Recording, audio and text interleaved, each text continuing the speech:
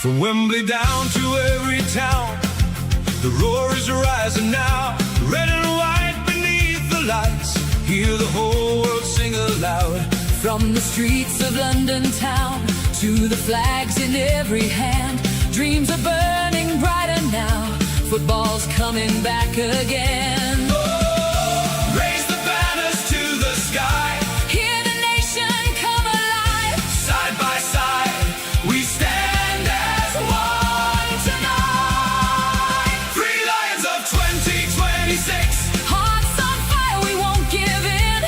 Through the thunder and the noise, England marching with one voice. Three Lions of 2026. Feel the passion deep within. Every city, every street. Hear the whole world move its feet. England, England, Oh, we've dreamed these nights 1,000 times. now the moment's here. Generations standing proud. With hope instead of fear. From the pubs to packed out fan zones, Voices echo far and wide. one more chance to write the story. With the nation unified. Raise the banners to the sky. Hear the nation come alive. Side by side, we stand as one tonight. Three Lions of 2026. Hearts on fire, we won't give in. Through the thunder and the noise, England marching with one voice. Three Lions of 2026. Hear the roar across the land. From the young to old alike. England shining through the night.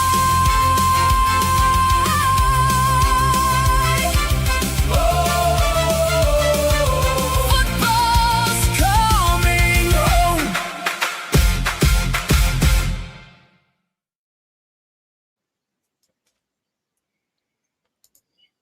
And good evening, everybody.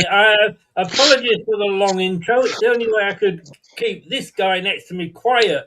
Oh, come on, you love it. You love it. I've been winding you up all day, although saying that. I There have. is.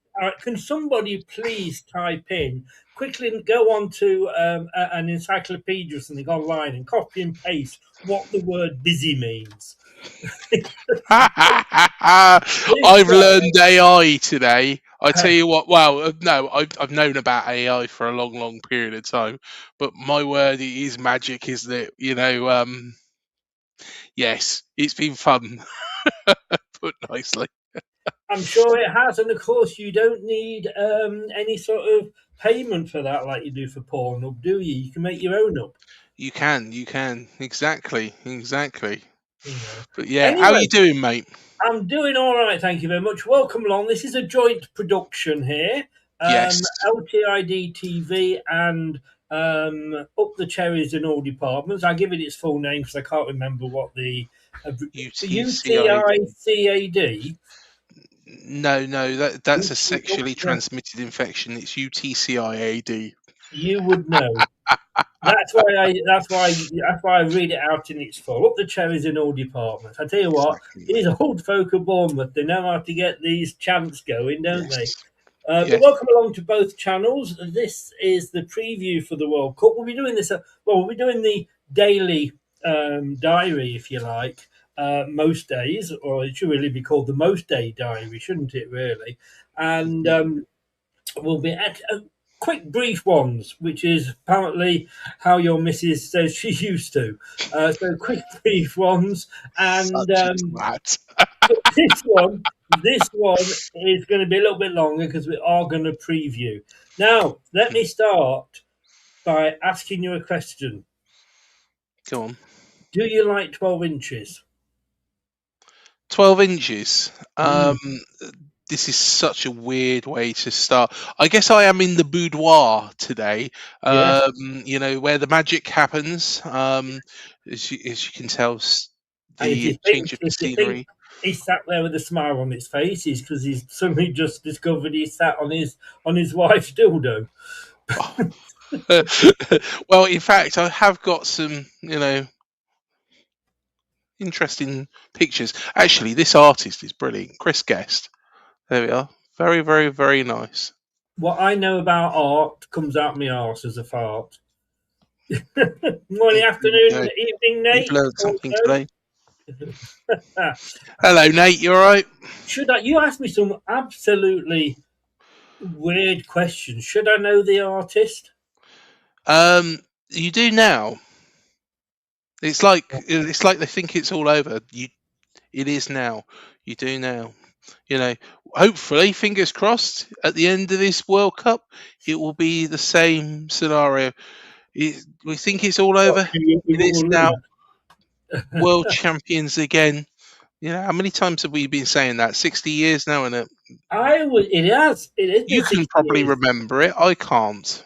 I wasn't. I was not even a bubble. You were. If only your dad had had a wank instead. Oh, Saying, such a twat. Such a oh, twat. oh, if only your mother had kept her legs crossed. Oh, for God's sake, Chris, Anyway, you dirty sod. Right. welcome I tell you what, along. well, what was you asking me about 12 Well, inches? let me just say hi to Blue Fox. I must wonder what he's just walked into. Host Nation Canada. Good luck, mate. Good luck. I was asking if you liked a 12-inch because you can get a foot long at Subway, can't you? Yeah, I do like those footlongs. You know, what one do you go for? I go for the old, what's it called? The steak one. I go for Oh, this now one. you're talking. Now you're talking. Hang on, hang on. Margot Robbie. It was her first job. Was it? Was handling 12 inches in Subway. God, bloody I hell! don't think she quite remembers it that way. I wish I went to that Subway. I bet you Bloody did. hell! You know, Yes. normally when you go to a restaurant, you complain if they get the thumb in the soup. Other problems for Marco at Subway. Just tell you that. Right, Yes. shall we? But Well, no, for anybody who doesn't know, Margot Robbie is like goddess. yes, Yes. it makes Craig feel like Arsenal. He has a midweek semi, Mm. basically. So So yeah, that's mine. You know, of course, Chrissy's is more Sherry Blair. now I was thinking Margaret Thatcher, to be honest with you. Oh dear, Margaret Thatcher. Give me a bit of Maggie anytime. That's Bit of what I would Maggie. say. Well, Tell you what, Maggie.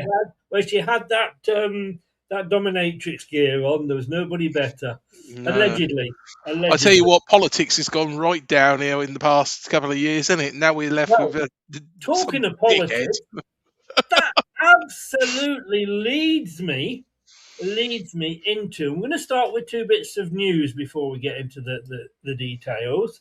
Hmm. I mean, what the hell? I mean, look, Yeah, Infantana is so far up Trump's arse anyway. yeah, His head comes out of Trump's mouth. I yes. mean, only Infantano, and I thought Sepp Blatter was bad, but Infantano, you are worse than Sepp Blatter. Who the hell gives Sepp Blatter? Oh, sorry, gives Donald Trump an Peace Prize. award for giving peace? I mean, that's nothing to do with football. I know. You know, the, right, Chris. This is the thing that pisses me off with FIFA is that they say that no players and no fans and no managers can make political statements, and then they go and do that. Give Yeah, the man that's attacking. You know, let's be honest. The UAE, a place I really love going to, is that you yeah. know, Just put it all peaceful, over body search.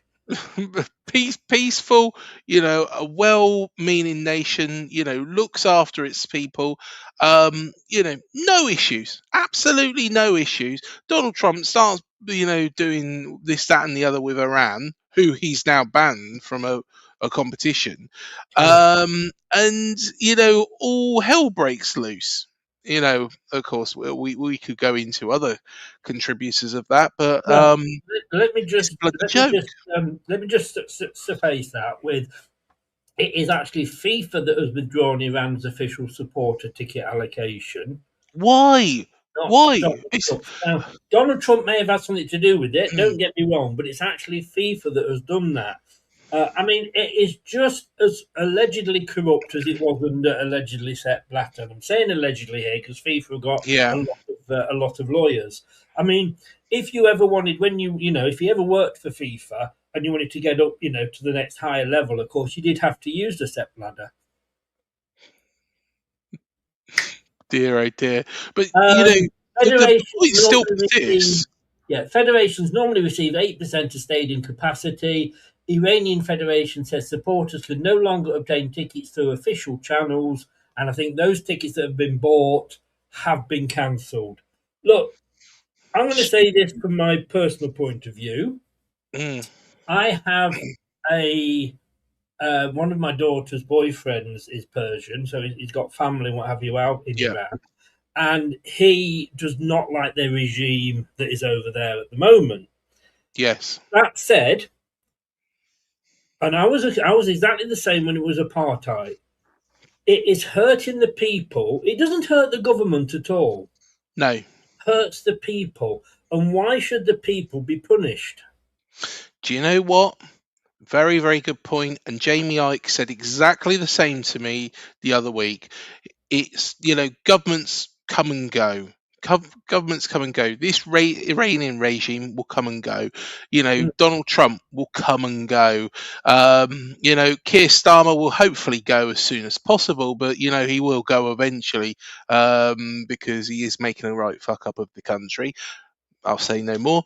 You can send hate mail if you're a Labour supporter to me. Not a problem at all.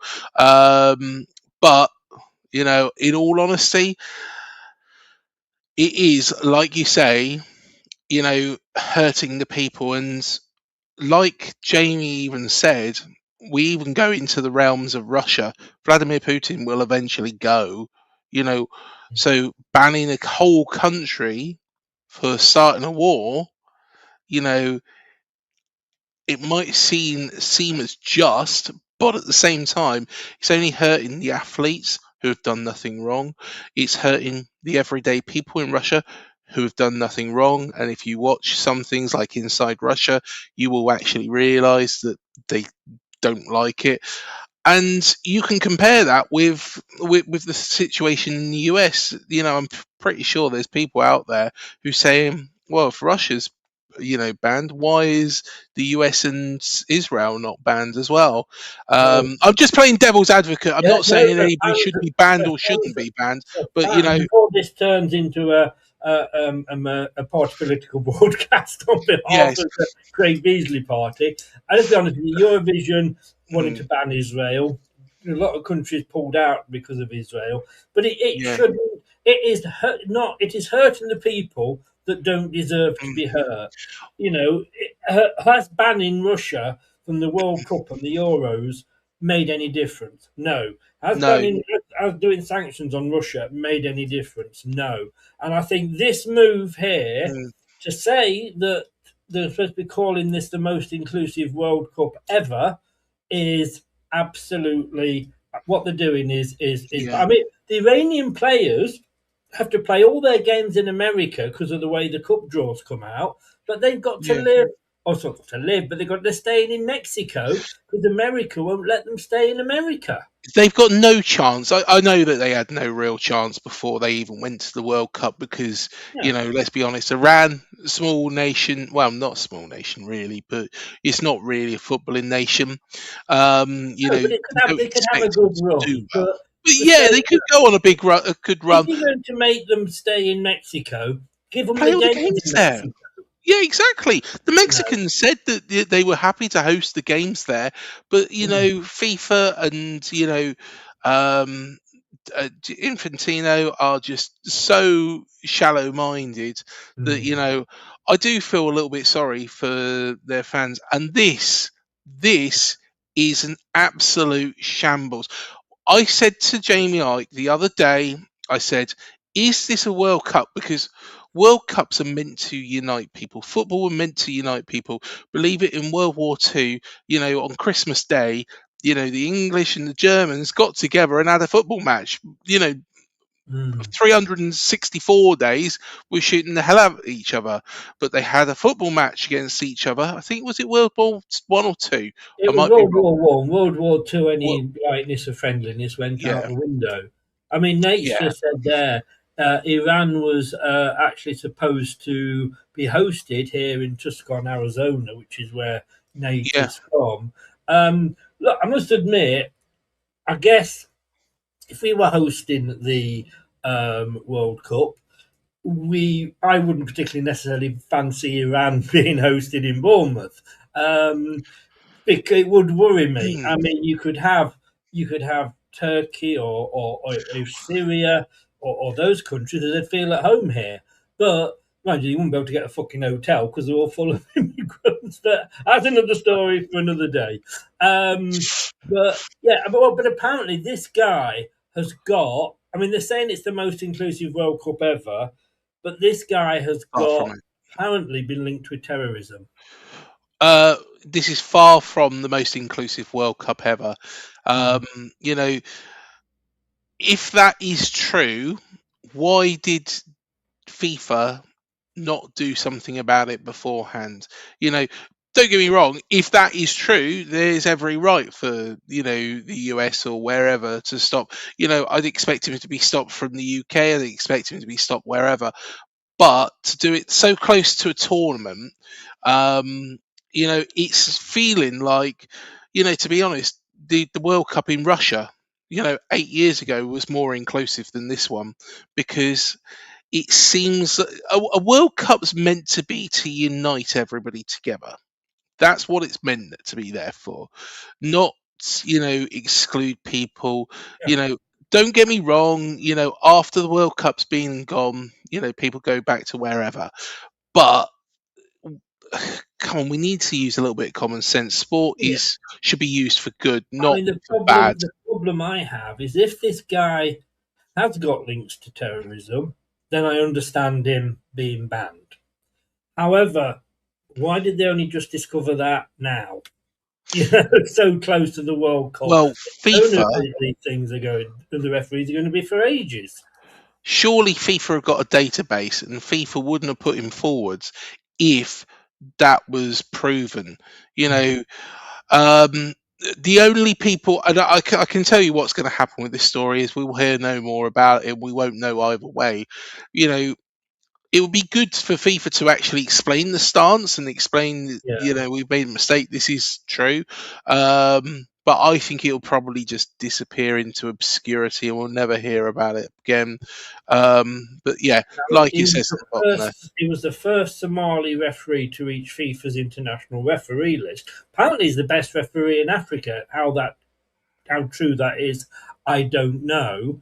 Um, but it's just I just think like, come on, guys, this World Cup's been. I mean, I understand why they go Mm, to these World Cups. I mean, why they've gone to Mexico for the third time, I don't know. But then they've gone to Canada for the first time, and the idea with the World Cup, yeah, even with Qatar, when we look, the way they won it was we know it was allegedly fixed, but yeah, at least people in Qatar got the chance to see the World Cup. And this is what you want to do. You want it to go to countries that haven't mm, hosted it before. The problem is that when you try to spread the world of football, which is what, in fairness, FIFA are trying to do, yeah, it's okay saying, right, we want, I don't know, the Ivory Coast to host it. Thing is, the Ivory Coast couldn't afford to host it. America couldn't afford to host it, which is why it's sharing it with Canada and Mexico. Taking three countries. mm. You say that the Ivory Coast couldn't afford it. I can tell you what, most of these countries could afford it, but they can't afford to keep the normal everyday person going. They will pump money into it, and will those countries see the benefit of it? Let's be fair, and I know this is going to sound very controversial. Let's look at South Africa. South Africa hasn't really benefited from having the World Cup in 2010. nobody benefits. Nobody benefits at all. I told you the story about South Africa the other day, I think, didn't I? Yeah. You know, when I was, went to see the ghetto, Soweto, which is where Nelson Mandela and his wife. I Mhm. don't know if you've ever read Nelson Mandela's autobiography, but my God, he must have hated his wife when he wrote that chapter called Winnie the Pooh. Anyway, the fact that next to Soweto, if you turn from there to there, you go from Soweto and the townships and Yeah. two-room houses that have got 10 people living in them to an abandoned World Cup final stadium that's covered in graffiti and weeds. It doesn't spread the football world word. And No. all right, yes, you could say they could afford it, but that's not because the country's doing well. It's because the people that run the country are taking that money and taking it out the mouths of people that sort of live there. Yeah. Look at the old Shah before all this happened in Iran, as rich as anything, but people were starving in the country. So, yeah, it is an awkward one. I mean, Qatar, for example, was supposed to be allowing. They said, "Yeah, give us the World Cup and we'll allow drinking for the month." Yeah. What No, that happened was never two going to weeks happen. That was never before going the to World Cup? They said no, you can't drink in this You country. know, to be honest, when I've been out to the Oh, the UAE, history is. you can drink, but you can't be drunk in a number of Emirates. For example, Difficult Dubai, then. you need to buy a license to actually buy alcohol. Abu Dhabi, you can buy alcohol for consumption. You couldn't go down the street swinging a can, no, Mm. not at all. But you can drink, but you can't be drunk. If you're drunk, then you can get arrested, and of course, that's serious. In the Emirate of Sharjah. Just ask Sharjah, Katie Price's husband. in the Emirate of Sharjah, you can't drink at all. It is dry, and Qatar is very much dry. So I was not surprised. But to be honest, and to give the Qataris their benefit, what I think it was quite well organised in the end, and also it provided probably, and you might disagree with me on this. Okay, we're saying 1966 is our best moment, but in my lifetime, the best, most exciting World Cup final has to be that 2022 one, because it was bloody brilliant. It was a bloody brilliant watch, that. I mean, um I have no problem with a country being dry. That is their country. I'm a great mm, believer with the saying "when in Rome." yeah. If they want, but then FIFA should be thinking, well, hang on, I mean, one of their main sponsors was Budweiser, and they pulled out because it was a dry tournament, Yeah, but and I haven't got a problem with the non-alcohol part of things. no, I don't. But then don't expect Budweiser to pour millions into supporting the World Cup. No, Like, can't buy very true. Budweiser, you know. They're going to be Anyway, shall we pumping get money back into and this. look at the 2026 World Cup? Yeah, but like you say, this is an utter shambles. It should have been done well beforehand. Yeah, The yeah. US has banned number of. It's not just Iran, a number of teams' fans. So Haiti can actually play in the US, but their fans can't be in attendance. I don't There is think a the number of. Haitian fan, as a member of the general public, could afford it anyway. But look, let's move on. Yeah, this Move on is yeah. before we list every country. Now, this is the groups. Now, we did do sort of a prediction show the other night, which Yes. seemed to go on for. Um, Yeah. uh, Now, The this is playoffs are out in of there. date as well because I've got playoffs in there, and Yes. it's all shit. But Silly sausage. it's because no, this is AI for you. But look, would you say in there is a group of death at all? Yes. Okay, which one would you say? The one Scotland's in. I think that's a horrible group. Group I is not particularly easy as well. France, Senegal, Norway. I'm trying to think of who else is in there. And in all honesty, we haven't had, a lot of people are saying, oh, this is an easy group. I don't think particularly that this is an easy group that we've got. Croatia are decent. I think Ghana are decent. No, I agree. Um, what explain to me why you think the Scotland group is a group of death? Brazil are going to be very, very strong. I Yeah, don't think they're going to win it. Don't get me wrong. I don't no, think Brazil are going to win it. I don't think they're the best team in the world. I think they're quite some way from it. I would actually question whether or not Brazil are better than England, which is me sticking my neck on the line there. But um, Brazil won. Morocco are a dark horse. They really are a the my dark dark horse. horse. Yeah, yeah. They're going to be dangerous. You know what they did at the last World Cup in Qatar, was impressive. They've always seemed to do quite well at the African Cup of Nations. They're going to be very, very, very good. Um, Scotland, I think are going to really benefit from their experiences over the past couple of years. I think that they're going to be battling to get out of that group. And, everybody says that Haiti are the whipping boys. I watched them against New Zealand, and then I watched England against New Zealand. Put nicely, you know, if you said which country is higher up in the world, I know they're both friendlies. I know we rotate the team a lot. We've got every right to do that, and Haiti probably played a bit more of a fixed team. But you would say Haiti are actually right up there at the top of top of football. No, I no, thought they were because impressive. I thought Haiti that's were like me impressive. saying New Zealand held us to a 1-0, and therefore New Zealand are going to do it well in the World Cup. It is No, they're totally, not. New you know. Zealand. New Zealand. I'm not being horrible to them. I hope they do well because I quite like New Zealand, but But I you can't don't say think they're going not to be. when New Zealand have held England fourth in the world to just losing 1-0, and we were lucky to get that win. You can't say that they're not going to do well then because Haiti had one friendly win that they're certainly going to be in the quarterfinals. Haiti humped them. Haiti humped them. Yeah, but Literally come humped on. them. Yeah, I think that group is going to be tougher, and I think Haiti. I might be wrong. I might be wrong, but I think Haiti are going to put up more of a fight than we think. I think the group that's probably the well, easiest to let me get come out back to you of. on that one. We'll keep to it at one Go on. group at a time, otherwise we'll get lost. To be a group of death, you have to have four decent teams in there.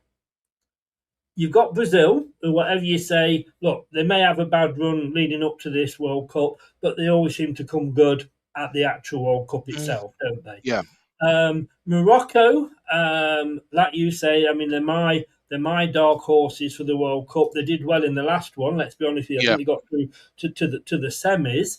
Um, you've got two decent teams in there. Look, I'm sorry if anybody's watching here from Scotland. I have got you going through, but as a lucky third place finisher, you've only got mm. two decent teams in there, and one of them, like I say, isn't. Well, two of them aren't Haiti and Scotland.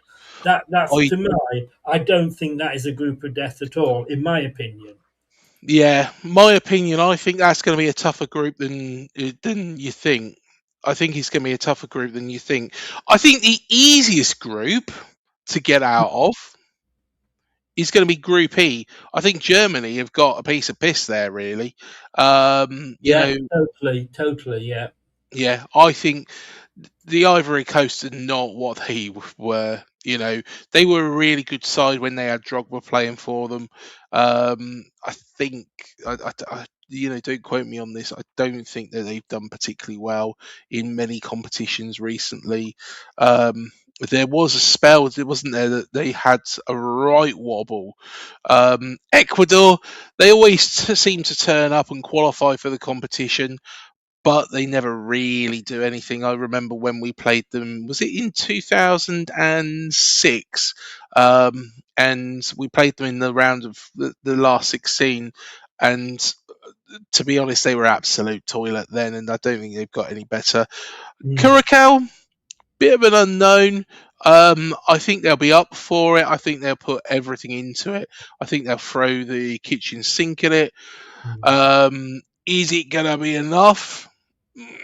You know, I'd like to see them go through because I really want to see their away kits. Which, by the way, Chris, I have purchased today. So You've purchased every kit from when England get knocked out. You'll just see who's going to win and put their shirt on. well, I tell you what. Let's go through these groups one at a time. Yeah, because we're jumping all over the place. So, Group 1, Mexico, South Africa, South Korea, Czech Republic. To me, that is one of the stronger groups. That will be a difficult group to get out of. I think you've got 3 pretty decent teams. Mexico will always get through. yeah. South Korea could be a dark horse. The Czech Republic are strong. South Africa, unfortunately, I think will be the bottom team in this one. Yeah, I think so. Yeah, I think you're right there. Group B, this has got to be one of the weaker groups, and I'm sorry whoever was in earlier from Canada, but you got Canada, Bosnia, Qatar, and Switzerland. I think I had Canada going through as the best third placed. I think you had them going through as second. I had as one of the better third placed teams for Canada. But I don't think that's going to be. I think if you're Switzerland, you're going like, yes. Oh, it should be a walk in the park for Switzerland. I'm not being funny. Switzerland, should be able to get out of that with their eyes closed, in all honesty. Yeah. Interesting to see how Qatar get on because, let's be honest with you, they hosted the World Cup, so they didn't even get through the group stage. I mean, there's only 2 home teams have ever done that before. Yeah. This is the first, only the second World Cup ever. So we'll see how they get on. I think they'll do better. They'll put up more of a fight. They got their heat, obviously, is on their side. Yes, it was cut off. Group C, you've got, we've talked about C, sorry, Scotland. Again, I've got you going through as the best third. I think Craig had you bottom there because he's having a love affair with Haiti at the moment. But I think that's a pretty straightforward. I don't think it's a very good holiday destination, is it, Haiti? No, it's the poorest country in the world. Yeah, and also I think, unfortunately, they've had a lot of earthquakes, which has caused. Hopefully, fingers crossed, they can benefit enough and get themselves back on their feet through this competition because it seems like that they've had a bit of bad luck. I don't think they will because they've been like that for 40 or 50 years. So I don't think one World Cup's going to do it. And of course, they've also allegedly got a very corrupt government. So Group D. It's a bloody surprise. Yeah, I know, exactly. So have we. The views of Craig Beazley are not necessarily those of LTID TV, but are 100% those of Up the Cherries in all departments. Yes. Group D, now this isn't the easiest of groups. Paraguay are going to be nobody's fool. The States, they're on home soil, they're getting better. Australia, I think will do quite well, and Turkey are perennial dark horses. Then we're back to Margot Robbie, aren't we? I think, in all honesty, Turkey, are a decent outfit. I'd like to see Australia go through for Margot, but yeah. Are you hoping they'll play 2 up front? 2 up front, yeah, exactly. Is that Jordan? I think that might be Jordan, mightn't it? Yeah. Putting in the shrimp on the baby. Yeah. That's an awful butchered Australian accent, isn't it? And I can't believe, actually, watched your shirt show the other night. Big plug there for you. And we did our shirt show. And I got to say I agree with Matt. I bloody agree with Matt. Well, we didn't review all bloody 48 of the bloody things. I got to agree with Matt. That Australian one is quite nice. That away Australian. But if you started watching it and you wanted to check New Zealand, it starts A, B, C, D. You had a pretty good idea of where to jump to. But yes, do watch that, by the way, on both channels, both good shows. Yes.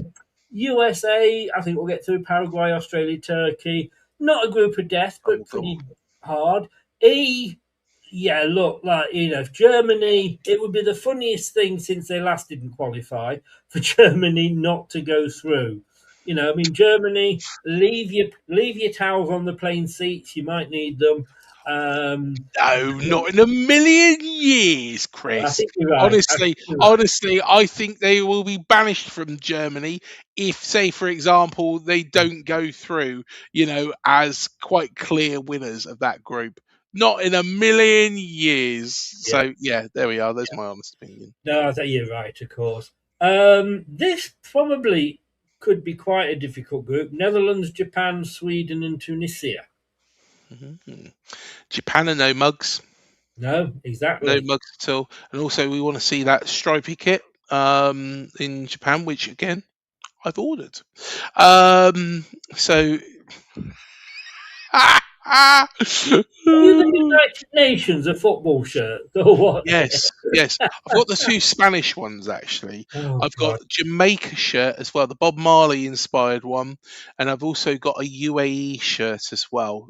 Nice red number, lovely, lovely, lovely red number, of course, as well I as don't both want England to know shirts. about your red numbers. Thank you very much. Oh, Talking of and which, you haven't commented on my shirt. it's very nice. It's very Mm, nice. That's a mashup one, isn't it? And I like these mashup it ones. is. I've no because I've forgotten I got it until I just went thinking, oh, what shirt am I going to put on? Fucking hell, I've forgotten I got that, and at least it fits me properly as well. He's My losing my his one of fucking marbles. yours doesn't fit me at all. There's Chris losing Um, his marbles. I lost a lot, I tell you.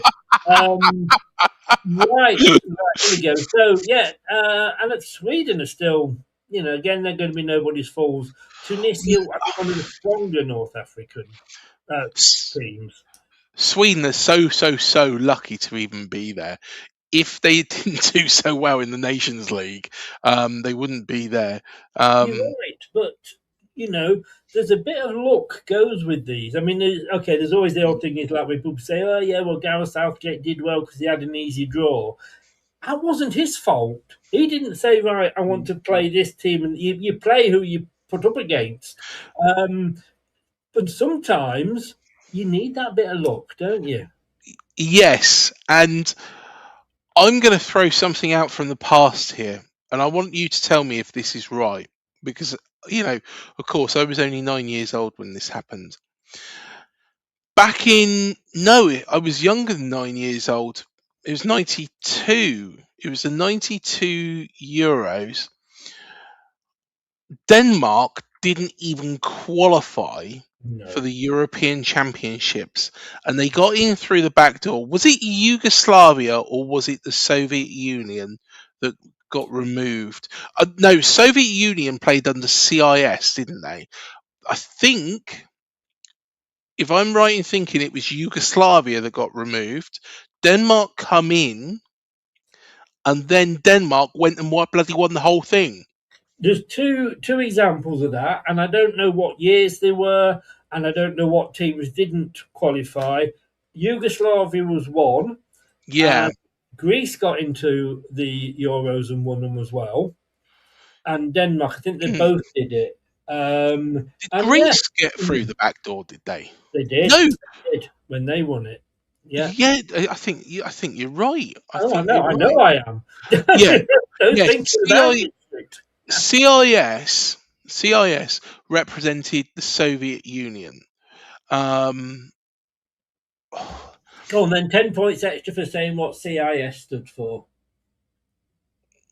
oh bloody hell! Do you know? Yep. Um, I'll tell you. Otherwise, we'll be here all night. The Commonwealth of Independent States. So sometimes mm, sometimes you do need that bit of luck. And Sweden yes, might be there going, you know what, we're lucky to be here, let's just go for it. And if you've got that sort of attitude, that can take you a long way. Now, and it was actually Yugoslavia that Denmark Well, replaced. you right. I know Yeah. Yugoslavia was one of them because they were splitting up and everything. Yes. But and I think as I'm not sure who it was when Greece did it. But Group G is Belgium, Egypt, Iran, New Zealand. You'd think that isn't particularly a hard group for Belgium. That's certainly not a group of death. No, we'll Uh, see that beautiful away shirt, won't we? oh, you and these fucking shirts. Can I You'll just say, see that everybody, if anybody's beautiful away watching, my sole purpose of being on this show is to keep cutting this guy short. Otherwise, we'd still be talking about Chris, Donald Trump. you've got to say, honestly, that was in my top five. Spoiler alert. I That can't was in even my remember top it. five. You I know, can't. that Belgium, you can't remember the light blue and pink thing. Oh, it was that one, was it? Oh, the I one. think it's bloody Oh, beautiful. I It's threw up unique. over it. It's so sexy. It's I threw up over unreal. it. Anyway, Spain, Cape Verde, Saudi Arabia, Uruguay. That Well, should be Spain's pretty much. going to We know waltz what that two are in. probably going to go through there. Exactly. France, Senegal, Iraq, Norway. France will have absolutely no problem. Although Senegal, I think, could possibly cause an upset there. Yeah. Group J: Argentina, Algeria, Austria, and Katie Price. I think Argentina, we know, will probably go through top. Not a particularly different group of No. death there. K: Portugal, Congo, Uzbekistan, and Colombia. Portugal and Ronaldo must be thinking, "Thank you, God, probably my last World Cup, and you're giving me a reasonably easy group." Uh, Colombia's not easy though. no, but when you look at Congo and Uzbekistan as a whole group, it's not going to be difficult. Congo, you know, to be No, honest, no, no. Oh super my good. God, hang on, everybody. He's watched a friendly. No, He's no, no, no, watched a friendly, no, and Congo are going to win the World Cup. no. I was going to say there was a supercomputer that simulated, you know, the World Cup several times over, and if England finish top of our group, which hopefully we will do, the Democratic Republic of Congo is our most likely last 32 game. Right. That's what the supercomputer said. It come up about, I think they did it about 100 times, and it come up about 25 or something. Right. So that's very possible. They will It be a is, third place but team. I still don't think it's a particularly difficult group. You would say Yeah. England and Croatia should go out. So to me, the strongest group there is right back up at Group A, which is Mexico, South Africa, South Korea, and Czech Republic. As in the four teams that are in the group being pretty much not, it's not like Mm. Brazil and Uzbekistan. All those four are sort of around the same sort of standard. I can see where you're going with that. I think Mexico probably still walks through that, but I'm going to stick with Group C. Is going to be a right thriller, that one, and I think that people are writing off Haiti, and I think they're writing off Scotland already. You know, the Scottish could get a result against Brazil or Morocco. You know, they are more than capable. Steve Clark, he is, you know, whenever you listen to him, he's a bit of a twat, but at the same time, I think he's a very, very good manager. Well, Um, I just say if anybody is watching from Scotland, I know it's part of the United Kingdom, but I personally, I have got them going through. And I said this to Doug, who did the shirt show, who is Scottish. I hope Scotland crash and burn because they would say no, exactly the same. They would say exactly the same about us. I cannot stand Scotland. Why would I want Scotland to win? so we can put them out in the last 32 or the last 16. That'd be so But, funny. but let's say we get knocked out. Would you suddenly then go and say, "Oh, come on, Scotland, win the World Cup"? No, I'd probably bury my face for the next, 4 years. Yeah. Chris, hi Chris, how you Hello, doing? Chris. You all right, mate? And Nate says, I think Uzbekistan could get out of the group. That no, Uh, hold on a second. That isn't the most ridiculous of things because again, Uzbekistan, if you look at what they've done, haven't got a bad record at all in qualifying. they might Uzbekistan, get through. Probably, if they do go through, it'll be as third place behind Portugal and Colombia. You would think. You you would never think. know. I think there's going to be I think there's going to be some surprise packages in this. You bet my word.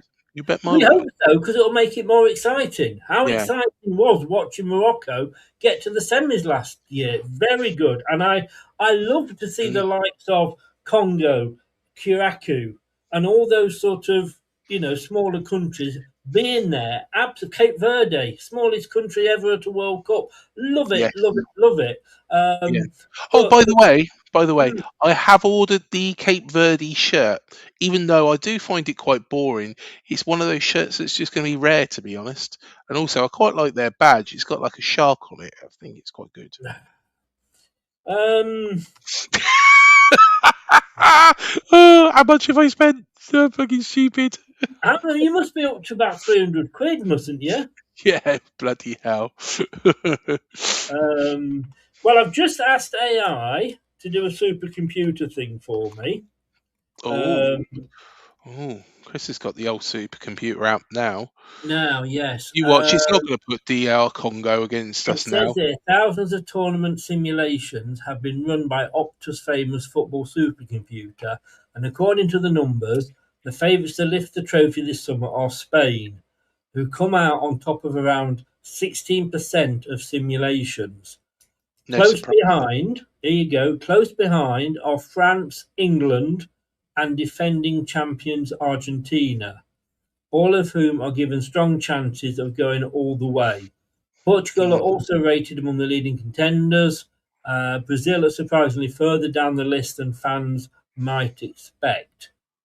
yes. Supercomputer makes Spain the only nation with better than a 50-50 chance of reaching the quarter-finals. As for England, the numbers suggest another deep run is possible, although manager Thomas Tuchel has been keen to play down the talk of his side being favourites. I don't think you can call us favourites at all. Right. Mm, Okay. So I have now asked it to give England's possible route to the World Cup final. If England win Group L, one of the best third place teams, possibly DR Congo, like you said, Algeria, yes. Senegal, Saudi Arabia, or Ivory Coast, could be our opponents. None of those really should scare us. Possibly Senegal. Were they the Mm. ones that beat us recently? I think they might be. So that's who we'd get. So by finishing top, you don't even play a second place one, which is good. That Well, would it depends. It does depend on, there is so much maths that goes into it.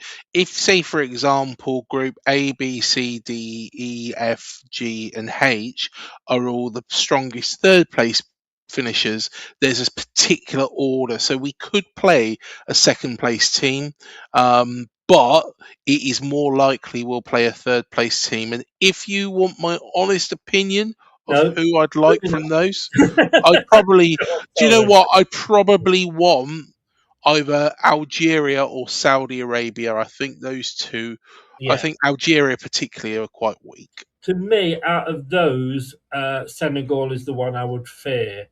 If we Yes, get past there, and these are all obviously depending on results, if we get past those, whoever we get in the round of 32, our last 16 likely opponent is Mexico City. Mexico City, sorry, Mexico in Mexico City. should be able to get past that. Potential quarterfinal, Brazil. Semi-final, potentially Argentina or Portugal. Yeah. Or final, it could then be Spain, France, Germany, or Belgium from the opposite side of the draw. I mean, if we're going to Mm. win it, you can't say we've got an easy draw there, can you?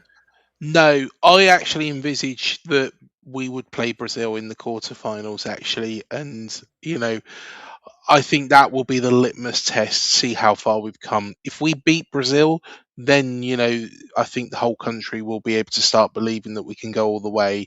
Yeah. Avoiding Spain is probably the best thing that could happen. To be honest, you never know. You never know.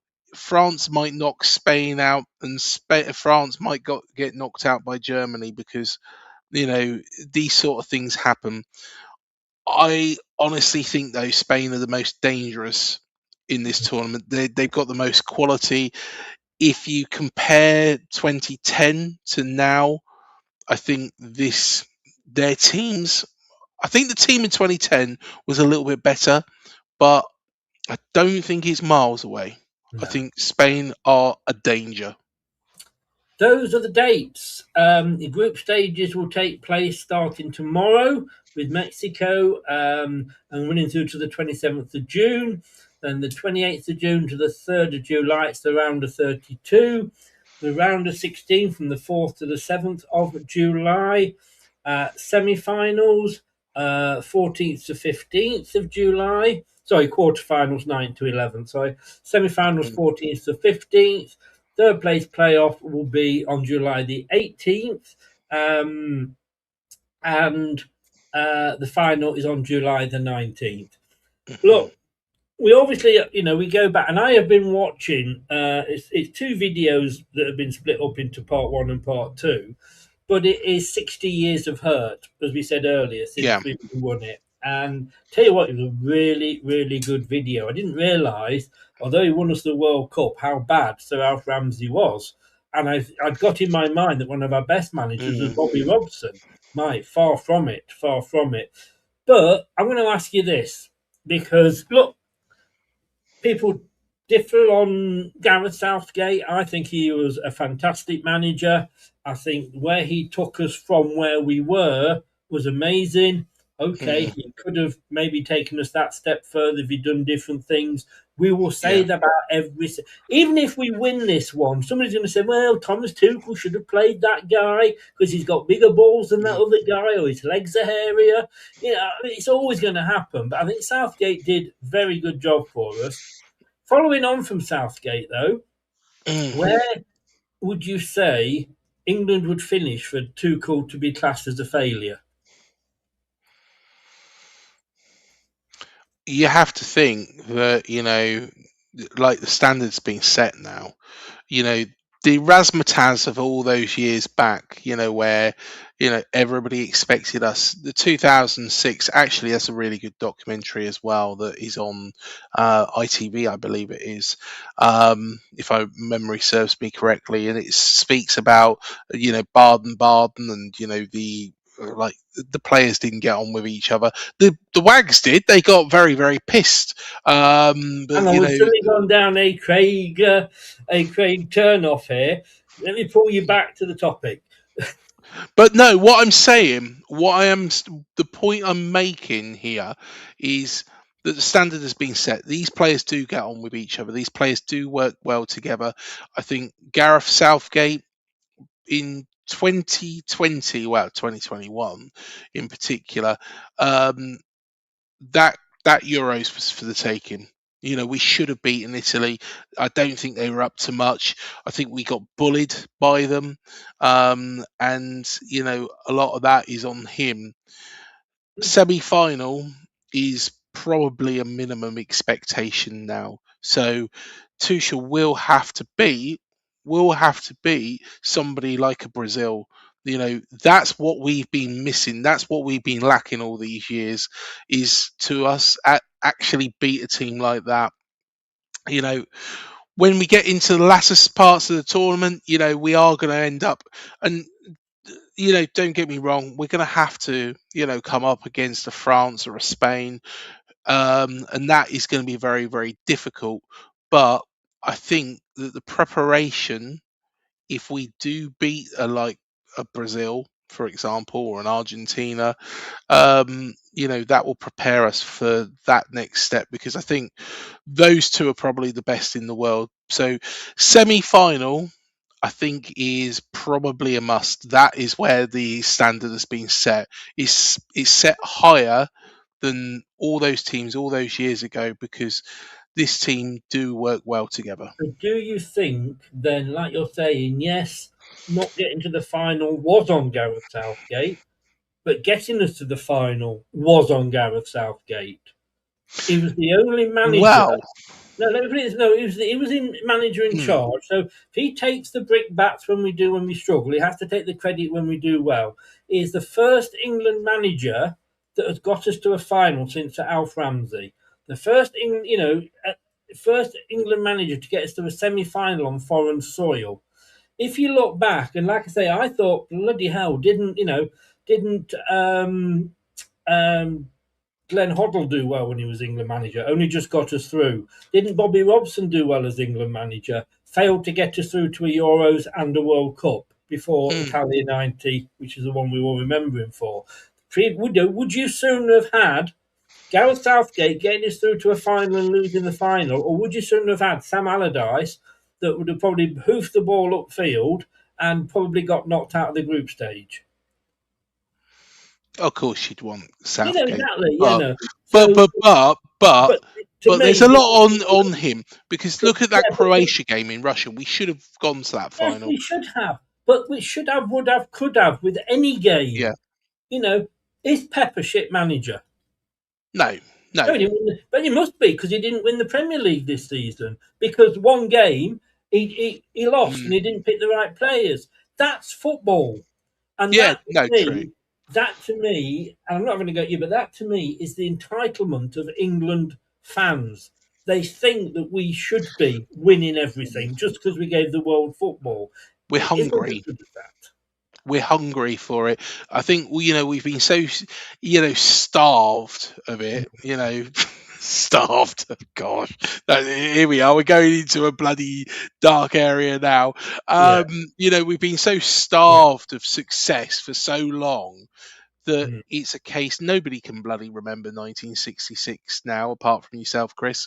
Yeah. But in all honesty, we've just been desperate for it. We gave the world the game. We've seen France overtake us. Let's be honest, they always did well in the Euros in the past. The thing is, though, Craig, I get what you're saying, but how must Burnley, Bolton Wanderers, Blackpool feel?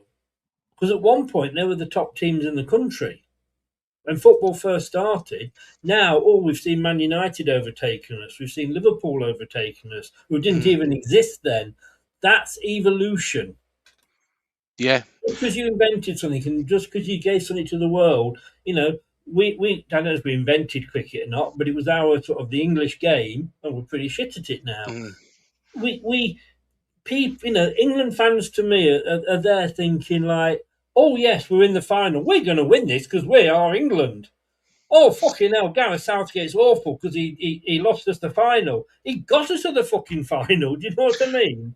Well, yeah, no, very, very true. And yeah, you've got to give him a lot of credit. But at the same time, I think we could have done things a bit different. And I think, this World Cup, if we're in that similar sort of position, we'll be very lucky to be in that sort of position. But secondly, the fans will expect, the whole country will expect us to take it now, because we've been in there several times. Expect us to take it. You hit the nail on the head there, mate. Expect. And Thomas Tuchel's very, very lucky that he is following Gareth Southgate in. Because look what Gareth Southgate followed in. Well, like Roy Hodgson and somebody who stood in for a couple of games. But he changed all that. I mean, Roy Hodgson's last game was a draw against Costa Rica. We could have only dreamed about getting to a final and losing it and coming second. Do you know what I mean? That Iceland game, honestly. Oh my God, I'd forgotten that one, mate. I don't think we would have beaten Asda playing like we did that day. That was shit. That was shit with a capital S. Let alone Sainsbury's. Fucking Sainsbury's would have torn us a new one. No, I do agree. Might have got a draw with Lidl. Although saying that, they would have beaten us on penalties. Probably. But I think Thomas Tuchel, I'm sorry, this is not my own personal feeling, but I'm just going off what every England fan's been saying, etc. Thomas Tuchel does not get us to the final and win it. He's failed. He's got to have done, because everybody says that Gareth Southgate failed, so surely he will have failed. if he doesn't win it, because that's what we expect. We're expecting him to but take we that was in next that step. we was in that position. You know, to be honest, the last Euros when we were coming up against Spain, I knew Spain were going to be very, very good. You know, I'd watched Spain Yeah, throughout the competition, but Italy were shit. Italy were terrible. but But you you know, know, they haven't qualified for a World Cup for bloody they 8 years. They should have been down to 10 men after that guy pulled Saka back by Oh, shirt. 100%. You Was know, that Gattuso, was it? so had it been down to 10 men, we may have then won it. So, you know, look, at the end of Yeah. the day, you know, any final, how often have we, if finals were won because a team is deemed to be better, Leicester wouldn't have won the FA Cup. Southampton wouldn't have won the FA Cup. Wigan wouldn't have won the FA Cup. That's finals for you. That's why it happened. So I'm sorry, Mm. Thomas. You have got to get us to the final, and you've got to win that final. Otherwise, to me, it's failure. And also, a European team has never won it in the Americas, whether that's North or South. Are you sure? Yep. No, 2014, Germany. That's the only two. That's the only one. That must be the only one then. Yeah, that's the only one. I remember that well because, of course, Brazil Oh, is that the got 7-0 Brazil? 7-1. Yes, Yeah, the Brazil 7. got Yeah. absolutely torn a new one. That Yeah. Germany.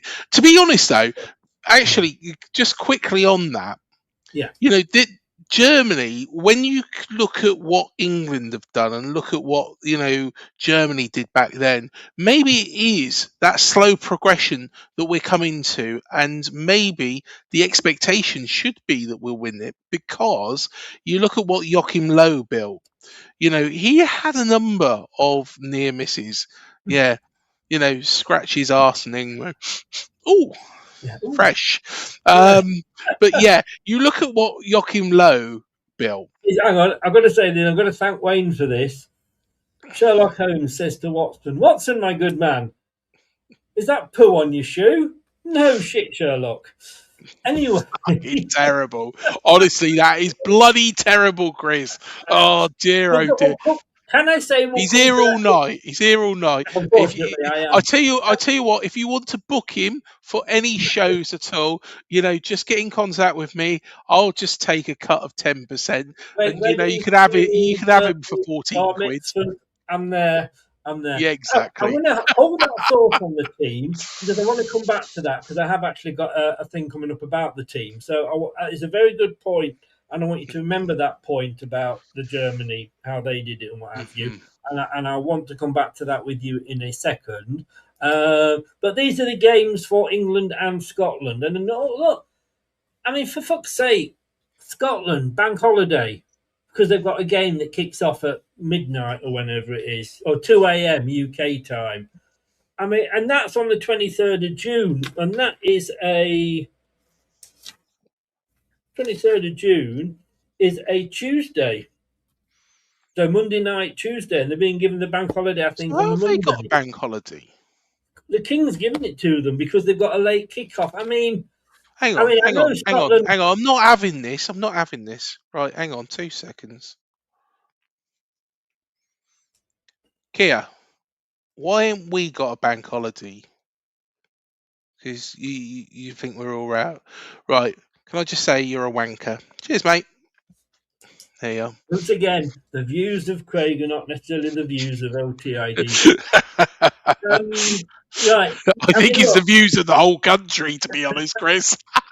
no, I mean, we've done all right with that times. But I mean, I suppose in Scotland, I mean, let's be honest with you, they're not going to qualify again for 30 years. So they might as well, I guess, enjoy it. But Jesus Christ, a bank holiday because they're playing Haiti. Whoop, whoop, whoop. Well done, Scotland. Fuck's sake. But look, you've got Scotland's games there. I don't really Yeah. give a shit about Scotland. But look, England, Croatia is our opening game. Quite happy about that. Then Ghana, then Panama, because that's the difficult game. I think that is the toughest game in our group. I mean, Ghana, look, they got Jordan Ayew up front. But They're they've not going to also talk. got Antoine Semenyo. Well, yeah, all right. But it's not a one-man team. But no, look, are you happy with the way those games have come out? Yeah, I am actually, because what it means is we can. I think we got to go into the Croatia and the Ghana games with our strongest team, Yeah. and then we can probably rotate for that Panama game. Freshen up legs, ready for the round of 32. There is that argument when we get to the round of 32.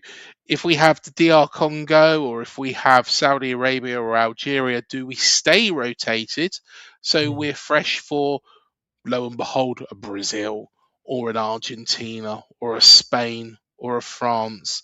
By the way, I really hope we do put Spain out and they don't put us out, because I really like my Spain shirts, and I'll have to just condemn them to the bottom of the wardrobe if I'm they going to kick fucking you beat out us. next time you use that word, shirt. And Yeah, I got to say, this also did for me England's possible route to the World Cup final if we finish second in the group.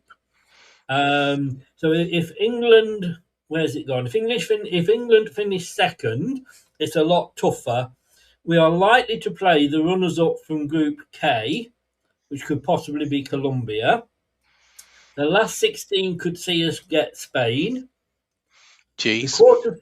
I know. Quarter final would be Belgium or another major European nation. Belgium doesn't worry me because they've got Wout Faes and their golden generation's gone. And Yeah, then the semi final, France could be waiting.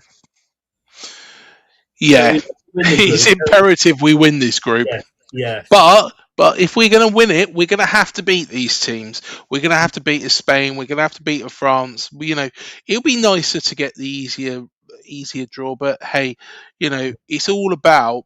You're going to have to come up against these big nations, and you're going to have to beat them. They're probably saying the same about us, but they seem to have more of a knack of beating us than we have a knack of beating them. That's the biggest problem with England in these big tournaments. Name the last country apart from Germany back in 2020, Chris, because Germany was shit during that competition, or was it 2018? But name the last big nation, and also ignore the Netherlands as well, because sometimes they can be a bit of a basket case. Name the last big nation like a Brazil, Argentina, Spain, France, or Germany when they were decent, that we beat at a World Cup or a Euros. And I can't think. We always seem to fall foul of them.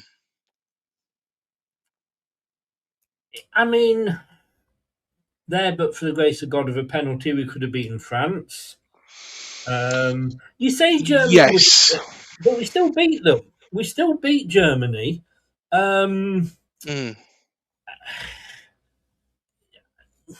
and to be honest with you, I can't think who we played in mm. all the games and what have you. But I mean, this is the thing. It has to sort of fall in our favour. I mean, I'm just looking here. We play our first game, as you can see there, in Toronto in Canada, so that's not too bad Yeah. weather-wise. Boston, that's North America. That might not be too bad. Third game is Miami, where it's going to be bloody hot. But at the same time, that is against Panama. So I'm not Um, panicking too much about that. yeah, but that's what You we know, thought about Costa Rica. We've only got to beat Costa Rica, and we're through. And we're mate, Panama are not going to do anything. You know, famous last words. They are not going to do anything. I've got no doubt about that. I would be more concerned if I was Scotland going up against Brazil in Miami. That's going to be hot. That is going to be hot. And actually, Nate, that's a very, very, very good point. Um, Nate is spot on there. With regards to Boston, we don't seem to fare very well in that city. Don't know why. It's one of those. It's one of I mean, those. to be honest with you, I'm struggling to remember a game where we actually played in Boston. I mean, I I know we lost the Civil War, something to do with Boston and the Tea Party, but Jesus I don't, Christ. if What do we you remember that one? Do you? I do, I was there. Yeah, there we are. He was If there. we play, if we play, um, tell me who we played. I was speaking in the 1700s. Exactly. If we played a game in Boston, we've played one, and who knows if we've lost it or not. I'm just looking Who here. was it? Panama are 33rd in the world. Costa Rica are 51st. Was it Sweden we got beat by in Boston all those years And ago? we couldn't beat that sort of a club in a World Cup in Brazil. So let's not presume we're going to beat Panama. But this is a and Costa Rica, in my honest opinion, are better than Panama. Right. I want to go on to the team because I asked Supercomputer to come up for me from the squad that he's taking Pissing supercomputers. based on his favourite formation, based on the players he likes to pick, but also based on form for the club as well. I asked Supercomputer to come up with his best starting 11. Now, what I like, I mean, a lot of people, well, one or two people, not a lot. I happen to like this squad because we are doing, like you said before, and it was an excellent point you made, Craig, was that we are slowly doing what Germany were doing, with my opinion, with this squad. You know, Yeah. Harry Maguire's been crying into his mum's breast saying, "Oh, we're not going to go to the World Cup," and she's been, I'm sorry. It's so eloquently. You could be the best player in the world in England. Doesn't mean you're going to get picked. Again, that show I was watching earlier, Gascoigne was dropped. Letitia was never picked because the manager, for some reason, doesn't fancy you. You know, it's no good. You could be the best sweeper in the world playing in England and be English, but if we don't play with a sweeper, you ain't going. And this was the problem with Gerrard and Lampard. Always took the two, always played the two together because that's what we always seem to do, and they never Yeah. played very well together. So look, this is the team. I don't know whether we did this before, whether it was when I was on a show with you or with somebody else. I think it was somebody else, to be honest Yeah. with you. We've gone 4-2-3-1, which obviously I hate, but look, he's got Pickford in goal, a back four, well, the right back James, left back Livramento, two centre backs Konza and Gay, two in midfield, two holding midfielders, Rice and Anderson. Then three behind the striker, Saka, Bellingham and Gordon, and Kane up front. Now, to me, that's a nice mix of a bit of experience at both ends of the pitch and some youngsters as well who are coming through in the in the main body of the team. What do you think? Me and Matt actually did this, and it's a show that's going live tomorrow, where we picked Thomas Tuchel's best 11, based on our thoughts. And there is actually 3 changes from the squad that's there. Did you go for that formation? We put, effectively the 2 on the wing. We put Bellingham in the centre like that, Rice on the right hand side of midfield, and Elliot Anderson on the left hand side. So Bellingham kind of in that gap, but of course Bellingham can move forwards. The players that were replaced, was Morgan Rogers for Anthony Gordon. That's a fair shout. In fairness, yeah. Nico O'Reilly instead of Livramento. I think he's had a fantastic season. And Konsa, I really like Konsa, as I do like Quansah as well, who's at Leverkusen. Konsa and Quansah, both centre-backs. But we picked John Stones for that added experience because old Slabhead's not there. So, yeah, that little bit of experience in that back line. Again, all 3 of those I wouldn't argue with. Yeah. I think that they're good points. Now, I'm not saying that this was my choice. Like I say, the one I like it, Who did you have instead of Gordon? We had Morgan Rogers. Rogers. I probably personally would have Rogers there. But apart from that, if he started against Croatia with that team that you can see there, or in fact the one that you've named, I would not be bothered. I'd be quite happy and quite enthusiastic doing that if I saw that come up. Yeah. To be honest, when you look at it, it's not a bad squad at all. No. That's what I'm Anthony saying. Gordon, I think it's a great mix. He's got the experience in there. He's yeah, got Kane in there who you know is going to score some goals for you. But then you got Watkins who's knocking at the door. You can't just keep taking these players. And again, if you watch these videos going back, how many England managers, and Bobby Robson was one of them, where he stuck with because there were names, and Tuchel's gone, yeah, and he says, no, I'm going to have a mix-up, some experience, some youngsters, and fair play to him. So, yeah, your squad I exactly. like. That squad I wouldn't mind. For me, I'd probably say I can see why you've got Stones. Was it O'Reilly you said at left back? I don't really know. Nico O'Reilly. I think he's a great player. Yeah. He's a great young player. So Yeah. yeah, And Gordon for Morgan Rogers. Morgan Rogers. I think Morgan Rogers will be starting if for me. Yeah. So, yeah. But look, just shows what a good squad we've got. Really. Yeah. In all honesty, and I said this yesterday as well, I'm going to say it now. I think our own Alex Scott should have gone. And the reason why I say that is I believe that he would offer the something female different. football presenter, do you? No. Alex Scott, who's playing for AFC Bournemouth, the fluffy hair. Yeah, he's honestly, he's a quality player, and believe it or not, well, although I think he jumped at Ghana, Antoine Semenyo could have played for England, and honestly, I think if he was eligible for England, I think he would have got into this squad as well.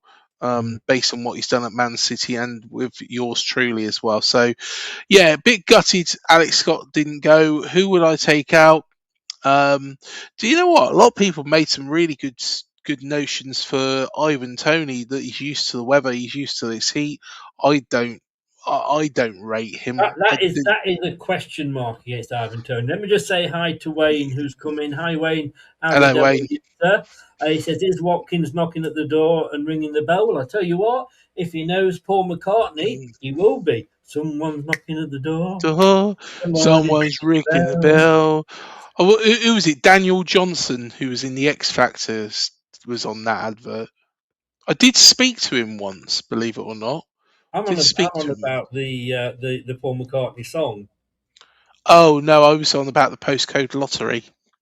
Oh my God, no God. Oh dear. The difference between culture and Boscombe. There you go. Right. So you love me really, don't you, Chris? I could have said Turley Moore, don't you knock it. Right. Moving on, let's have a look, because there's actually a lot of new rules coming in for this World Cup. And please, those days, Stu, I'll put my teeth in and try that again. Please stay tuned, because at some time during the World Cup, I'm actually going to be doing a show with Dan, the Burnley fan, and we're actually going to be looking at the rules of football as they are at the moment and what we would change. For me, I would get rid of the offside rule. So things like that are never going to happen, but things we would like get rid of VAR. Happen.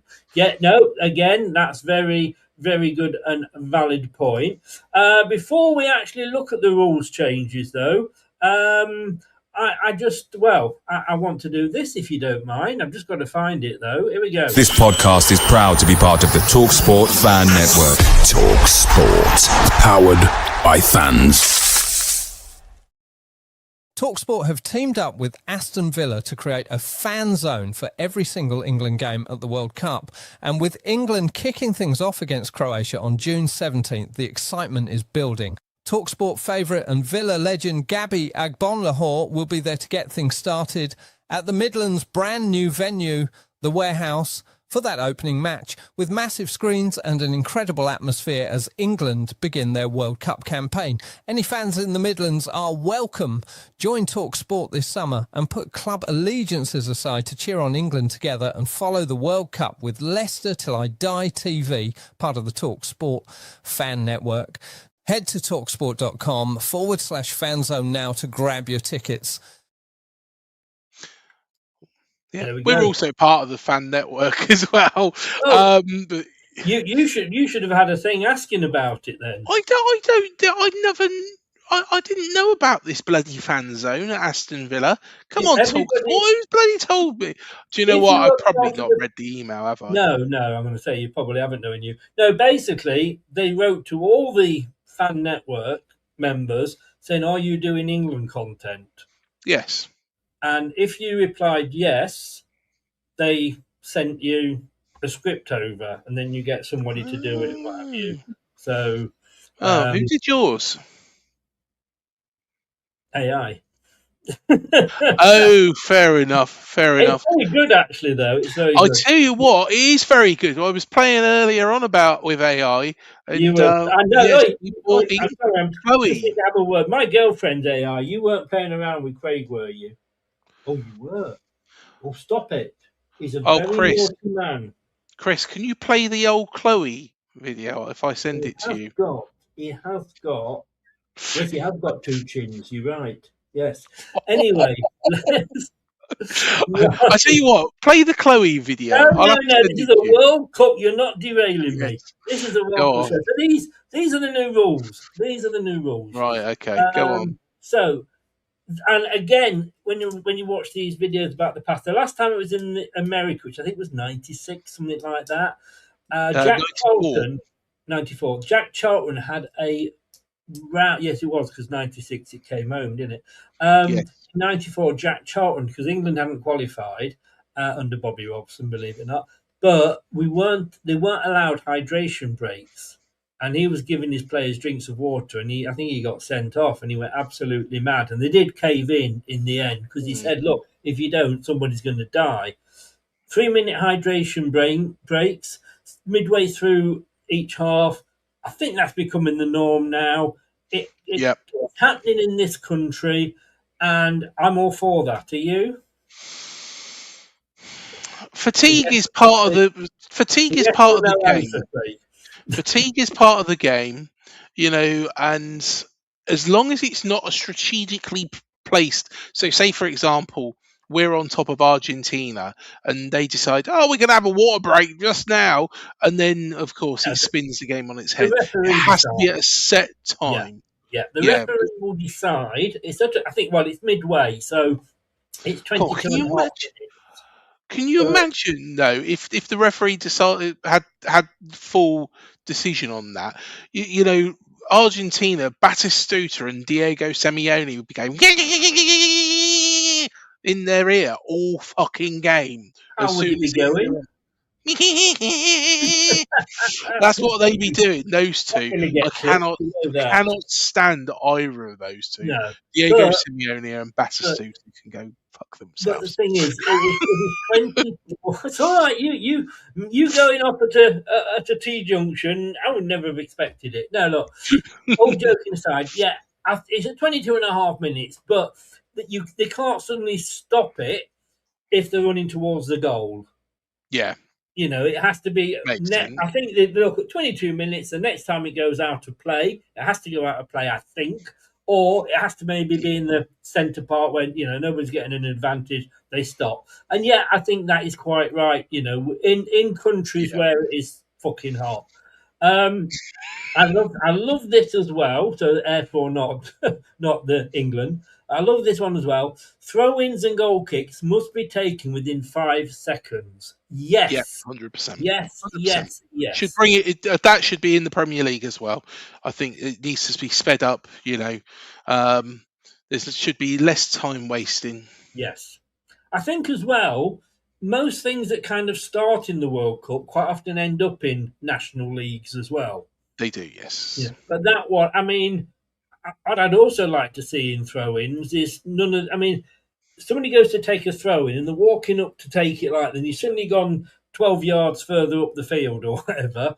The referee says, right, no, you go back to where it was to be taken, and then they still take a couple of steps forward to throw it. That shouldn't be allowed either. Yeah. I don't think. So yeah, I think we're both agreed on that one. 10 seconds to leave. Substituted players have 10 seconds to exit the pitch. 100%. Look, we've all seen, for me, I don't know if you agree on this, but we've seen it where a player should go off by the nearest exit. But, so if he's nearer the far side, he goes off at the far side. And how often do, you're 1-0 up as a team and you see a substitute comes up in the 93rd minute. You're not going to give a player 93, a minute or two to play. It's because the guy's going to trot off like that and it's going to break play up and what have you. Yeah. Again, 10 seconds, I'm all for that. Yeah, 100%. Yeah, 100%. Thank God we're agreeing on too much here, Craig. I know, it's weird. I love this one as well. 1 minute treatment rule. Players receiving treatment must stay off the field for 1 minute. Will they have to wait for a break in play before they come on? No, that's they the don't at the question. moment, do they? If they go off now, as soon as the referee notices that they're ready. Where do they go for the treatment? Do they go, is it situated on the halfway line? You know where I'm going with this? Because if they're brought back on, there's a team, the minute's up, the team's on the offensive, the player comes on by the goal mouth and then, does a diving header and prevents a goal.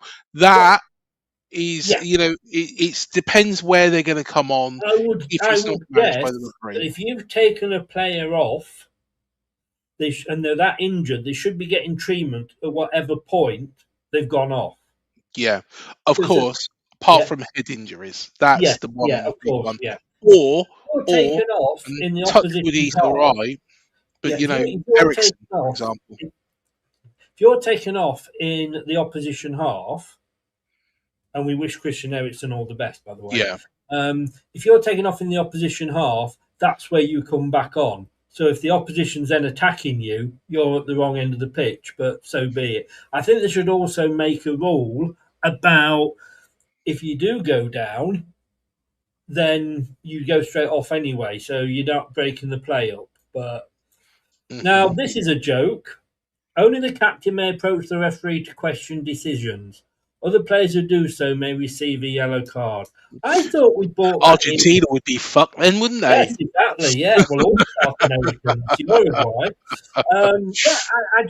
I thought they'd done that years ago in the Premier League, but now again, I'm all for that.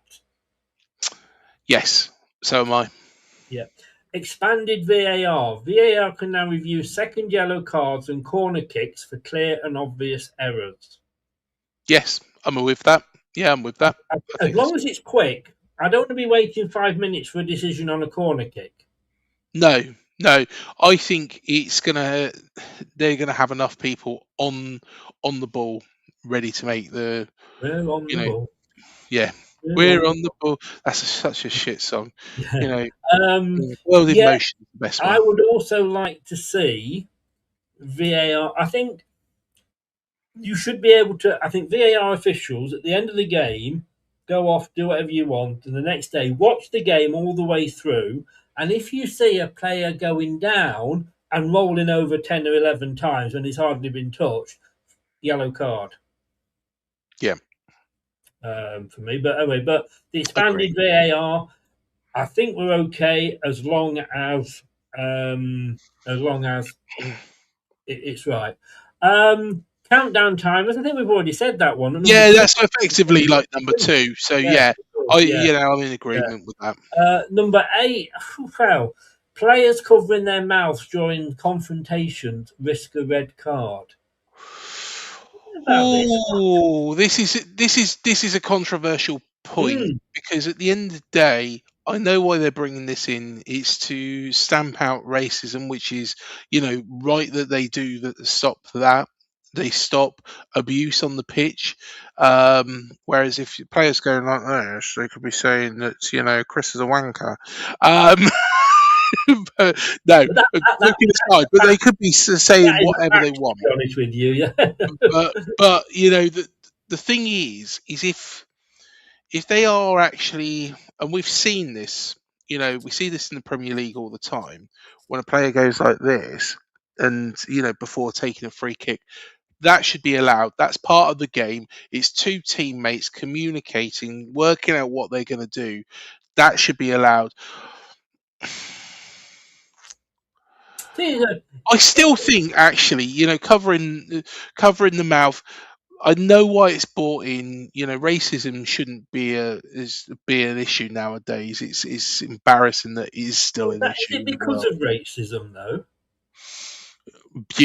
Abuse. But then again, there is heat at the moment. Football is a men's game. You know, as long as it doesn't stray into racism or anything that is, discriminatory. We know where we're going with that. Mm. As long as it doesn't stray into that, if a player calls another player a fat wanker or something on the pitch, it should be a case of right, okay, it's a bit of abuse, but it is heat of the moment.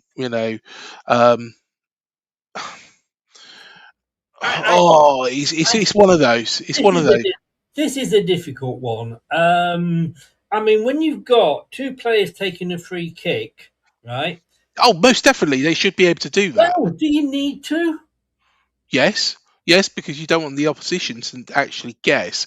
If you cover Well, your mouth you and you just fire it into the top corner and the opposition don't work out, I think that's fair game. I no. think that's fair game. I'm talking to you here. We're both on the same team. We're both wearing red, and we go.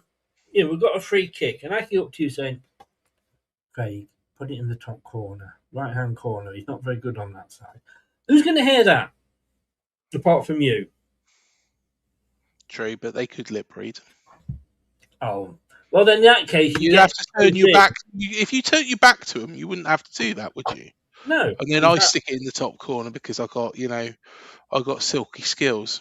Well, I don't think either of us are going to be fucking any good, to be honest. Nowadays, are we? well, what can I say? Oh, he's going to turn around and say he could play a bit. Could you play a bit? Me? No, I can't play at all. No, there we are.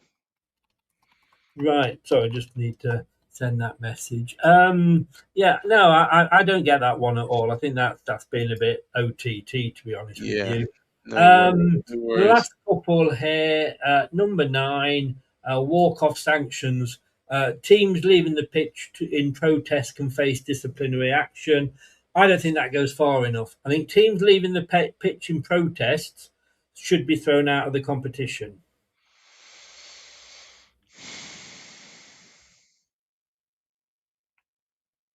Spike. Yeah, Spygate. Yeah. It depends what it's for. If somebody's been racially abused and a team exit the pitch, then I think that's just as I think that's justified. I think if you are just going to exit the pitch because you're not happy with the decision that's happened on the pitch, and we saw this in the African Cup of Nations, then I completely agree with you on I that one. think Kuwait did it once in a World Cup, or Saudi Arabia as well. Because walking off the pitch because you don't like an on-field decision is Now, to stupid. me, But if it is racism or No. something like that, then I think every justification, and I think that no, I would FIFA disagree have with to. you there. No, I would They disagree. have to. there. I think they No. have to, mate. All right, let me just say, 100%, I am totally against racism. I don't, there should be no place for it. I think we're all agreed on that. Yeah. But we have just seen recently the easiest thing to do is to say, "Oh, racism." Oh, somebody in the crowd just threw a banana at me or whatever. You're adult. Get on with it. Or stop the game and go, Mr. Referee, Yeah, you heard that. I mean, they're supposed to be able to. They've got microphones all around the bloody pitch. They can pick up when a goalkeeper farts. So they can pick up, and they've got yeah. cameras all around the pitch. It's the most televised tournament in the world, apart from possibly the Olympics. They can pick it up, and it's so easy. Oh, he's being racist. I'm going I, off. I know where you're going with that, and of course, it's a big news story at the moment, and it's not far from here. Um, I think that the biggest problem with that situation was how the police handled it. Not really, No, you no, know. no, no, no. I'm not saying that Yeah, at all. I mean, that particular one. Yeah, we all know what we're yeah, talking about with Southampton in Southampton and what have you. No, yeah. that's not, what I'm saying is, generally speaking, you shout racism and the police are knocking on the door. It's the Mm, easiest get out for people is to say he was being racist to me. If you come up to me as a West Indian, and I don't want to get political again here at all, if you come up and say, "Oh, Chris, you're a white ponce, aren't you? You bloody white wanker and what have you," is that not being racist? yeah, of course it is. Of Of course it course is. it is. It Exactly. goes both. It goes both ways. But like I say, with that situation, With that that was how the situation, police. That was the yeah, police how they handled it. What they but should have done was when they got there, they should have yeah, sorted and helped the lad, let's and not get then into worried that about because everything yeah, else. that sort Yeah, of, like I say, is news and political and what have you. But yeah. I agree. That is the thought that kind of in people's minds. But I'm just Oh, he's frozen. saying generally, if you've got a problem, am I back? You froze there for a second. I tell you what. I tell you what. It was really weird. You just start going. It's like, oh, he's done it again. Hang on. It's like ET. You Eating the phone now. no, but if the fact, look, as football players, I was watching Jamie Vardy's podcast earlier, Yeah. and he says they said, like, should abuse be banned at football grounds, and he says no, bring it on, because it's a thing that made me play better. I'd have more of it. He said I'd probably get arrested every game. He said, but I'd have more of it. You can't. And in fairness, you can't do what Cantona did, and he quite rightly got banned for that. Yes. Yes. But if you're getting racism from the ground, you're a fucking adult, take it and complain about it at half time, or an adult. It's Mm. like, what's the difference between that and people shouting, Jamie Vardy, your wife's a snitch? Yeah, I No. mean, it's for you complain to the referee. The referee Yeah. will complain to the fourth official, who'll take it higher and maybe make an announcement on the ground, and then the referee can say, "Right, we're taking the players off for 10 minutes or whatever." That's I the think. referee's decision. Then, Yeah. I think I've got to disagree with that. If somebody is being racist from the crowd to a particular player, I think that they are very justified. Of course, earlier on in the season, Antoine Semenyo had it playing for us, and he had every right to be aggrieved. And to be honest, it was handled impeccably by Liverpool, and it was handled impeccably by the referee. But it shouldn't be happening. You no, cannot I mean, yeah, you cannot take something like that. Of course, there is always going to be fans that sing, songs at players. please don't We've sing got any. very Don't sing any. we've got and to be honest, I don't really like this song actually. Please don't Um, sing it. but Please don't no, I'm sing not it. gonna. No, I'm not gonna sing it. I'm not gonna sing it. But it's all about Ryan Fraser, and No I idea I who it don't is. But I don't like it. It goes along the lines of we're going to have a There is, party. there is. I've met you, Ryan Fraser. Don't say anything. But You know what YouTube's like. I but just think, racism. No, I can understand if a team want to walk no, off the you don't. pitch You don't. You because of should that. not walk off for any reason. If you are not happy with something, you go to the referee. And then the referee has to do something. Then If the the referee referee has to doesn't do do something. something, Yes. then there's a problem. If that is, I mean, was it England when we played Bulgaria, and Yeah. the referee stopped the match? It did continue later, but no, I'm sorry. All right, you shouldn't have to take it. That we agree on. But you should take it because you know that the guy's a keyboard warrior. He's only shouting because he's in a crowd of 20,000 people and he thinks he can Yeah. get away with it. But like I say, microphones can pick these things up. They've got cameras all over. They'll be able to sort of zone in on them if they really wanted to. I think it's a case of how serious do the FIFA, UEFA, Premier League, and all the others take it. But you say to the referee, "I'm getting racially abused." He can stop the game, and he can go over to the fourth official or whoever and go, "This is going on," and then there's an announcement made. If it then carries on and he goes, "Oh, it's still going on," he stops the game and says, "Right, guys, off for 10 minutes." That's the referee's decision. Fuck an announcement. Get the person out of the crowd and Well, out yes, the again, stadium. yeah, Yeah. I agree. Not an announcement. Announcement won't do Yeah. anything. In fact, an announcement sometimes makes it bloody worse at some stadiums. Yeah, but you have to, it's like you can't just sack somebody, you have to give them a couple of warnings. Well, no, not for racism. They can go straight out the door. No, let me announce it, but yes, you're right. Try and find the guy at the same time. Yeah. Now, the guy has probably run round the corner and hidden on a different seat or something, but, I agree. But it has always got to be down to the referee. As Wayne said there, that's a great way to deal with it, Chris. I think, look, it's opinions. I think so. I'm not being funny. I'm not being funny. As a manager, No, you're never funny, mate. if somebody was racist and it was proven to me, and of course there is that proof, you can't just turn around and say, sack somebody for, if it was proved, they wouldn't last 30 seconds. They would be out the door, gone, gross misconduct, and that rule should apply to all layers, of society, in and out of football. Yeah, but if you're going to go off the pitch, it has to be down to the referee. Has to make that decision. Hello there, Retivan traditional 455. I'll call you 4554. It's easy. Back in it says a lot about South Coast clubs like today, like Brighton and Bournemouth. That none of the players made it into the England squad. Back in the day, you had South Coast legends like Letizia. Letizia made it into very, very few England squads. He played in the B team. I was watching a video earlier. He actually hardly made it. And unfortunately, you have to say two things on that. Either one, the players aren't good enough, and just because they're in your team does not make them good enough, or B, the manager does not fancy them in his team.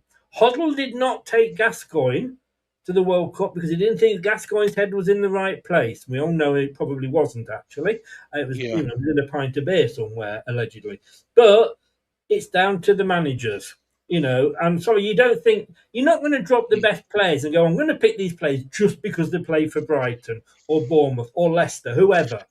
No, it seems to be the other way. In all honesty, I think that sometimes managers are a little bit blinkered. Maybe they should look at more of their resources, further down the pyramid. The thing is, if a player is playing for, and I get what you're saying, but if a player generally is playing for Chelsea, Man City, or Liverpool or Arsenal, he's going to be better than a player playing for Wolves, Crystal Palace, possibly, Southampton. You're going to Not necessarily. Well, yeah, because they're playing for a better team. So you would hope that they would be better. Otherwise, they wouldn't have been bought if they weren't any good. No, of course, those players will be bought, but Elliot Anderson plays for Nottingham Forest. Yeah, no. Nottingham Forest, and I big think you could club, argue that Tuchel's changing that. Yeah. Alex Scott, but- if he got in there, I think it would be justified. It shouldn't be based on Bournemouth and Forest are small clubs. It should be based on the talent. Elliot Anderson's been lucky enough to get in. You you could argue that Bournemouth aren't a small club this season because look, they got into Europe, and fair play to No, them. we're still small. You know. We're still Oh small. yeah, but your players have got you into Europe. Oh, it's amazing. You know, Absolutely amazing. so you know Yeah. you. But all this sort of like, not picking players from our team. He's the manager. If he doesn't fancy you, why didn't Letizia go play more for England A team? He got a hat trick for England B just before Hoddle named one of his World Cup teams, and Hoddle didn't pick him. Now, There this is because, let me finish. This is because, according to the video I saw earlier, maybe Hoddle was a little bit jealous of him. Because Hoddle didn't get picked an awful lot, and he was one of our best players. But he wasn't really picked because we don't like these really good players. But at the end of the day, the manager picks who he wants to pick. I think the fact that we're seeing a Yeah. Nottingham Forest, a Crystal Palace, and these sort of clubs in there, but don't keep. It does annoy me when you say, "Oh, should we be picking players from this team or that team?" Well, why? Why should they? It's the manager's choice, and the manager will pick the players that fit into his formation. Again, I'll take this back. Good point here, though. Good point here. That's been made. Alex Scott has had a better season than Cole Palmer. I think he's had a better season than Ivan Toney. In whose opinion? Well, it's proven he's had a great season. Bournemouth fans. I'm not saying he hasn't. Because obviously I've not been following the Premier League. He may well have done, but in two Bournemouth fans' opinions, he has. However, you're not picking the England team. Yeah. The guy that's picking the England team is Thomas Tuchel, and he prefers Palmer, and that is totally within his right to do so. This guy might not be a Bournemouth fan, but honestly, I think that Alex Scott has had a better season. By your channel, so I think he probably better than Ivan Toney. Not necessarily. We have fans from all sorts of clubs, but yeah, moving on. But you see what I mean? Lampard and Gerrard, both brilliant players. We know that they couldn't play together, but they were picked because of their names. The manager should pick. Yeah. The England manager's job is very easy. He basically says, "This is my first formation. This is it. So this is all going to be the formation I prefer. These are the best, in my opinion, as the manager. This is my best. This is my best 11 for fitting into that position. Oh, why haven't you taken player X? Because he's a sweeper, and I don't play a fucking sweeper in my position. So why am I taking him?" Do you know what I mean? So at the end of the day, we always have this argument with England managers. They pick the best players that fits into their formations at the end of the day. And Craig is not getting off the Alex Scott Express. Believe you me, no, he's not. I think he's brilliant. I think he's brilliant. And of course you would, because he wears a red and black shirt. Yeah, exactly. Right, moving swiftly on. Yes, because you're losing. Number 10, medical delays reduced. Mandatory off-field treatment periods aim to cut time wasting. I think once you go off the field, the game should go on. Yeah, I think so. Unless it's a head injury, to be honest, that's a bit of a nothing rule. To be perfectly honest, if you come off the pitch, the game continues. You come on the pitch after a minute, job done. That's how it should be. I don't think anything's really changed there, to be honest. Yeah. Let me just go back. I'm sorry, he's brought it up again. Tielemans, when he played for Leicester, was picked by Belgium.